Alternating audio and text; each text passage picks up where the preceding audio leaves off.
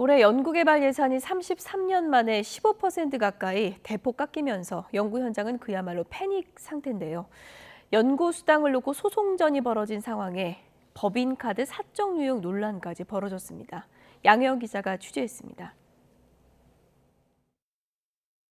지난 15일 한국과학기술기획평가원 키스텝 홈페이지에 올라온 글입니다.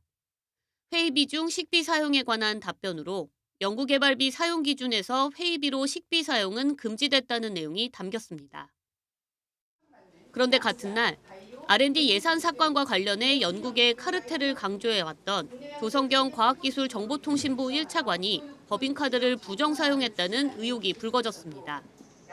1인당 9만 8천 원짜리 코스 요리만 파는 식당에서 9명이 26만 원을 지출했다고 적었고 자택 근처 고급 식당에서 한 끼에 수십만 원을 쓴 내역이 확인된 겁니다. 회의 공간이라는 데가 정해져 있다 보니까 회의를 하고 또 그 근처에서 밥을 먹지 우리 집에 앞에 불러서 회의를 하고 밥을 먹고 이런 경우는 없으니까. 내로남불 같은 상황은 또 있습니다. 달 탐사선 다누리를 개발한 핵심 연구자들이 정당한 연구 수당을 달라는 소송에서 1심, 2심 모두 이겼지만 황우현은 기어이 대법원까지 상고를 했습니다. 줘야 할 연구 수당이 모두 1억 300만 원인데 대법원 상고를 위해 김앤장과 계약한 변호사 수임료만 그보다 훨씬 많은 1억 6천여만 원입니다. 이에 대한 반발이 커지자 황우현의 상부기관인 과기정통부는 대법원 상고에 관해서는 직접적인 관련이 없다며 한 발 물러섰습니다. 하지만 실제로 이 소송의 시작에는 과기정통부가 있었습니다. 과기부 달탐사 사업추진위원회가 다누리 개발 기간 중 다누리의 설계 변경이 논의됐던 지난 2019년 1월부터 5월까지의 기간을 연구 중단으로 규정하고 관련 시행 계획을 바꿔 수당 지급을 차단했기 때문입니다. 예년처럼 달궤도선 다누리 정기적 기능 시험이나 구조모형 시험 등 통상적인 연구 개발을 계속 진행하고 있었습니다. 그런데 갑자기 문서도 아닌 말 한마디로 연구 개발비 집행을 중지시키고 그리고 사후에 지나간 기간을 중단이라고 일방적으로 규정했습니다. 33년 만에 R&D 삭감.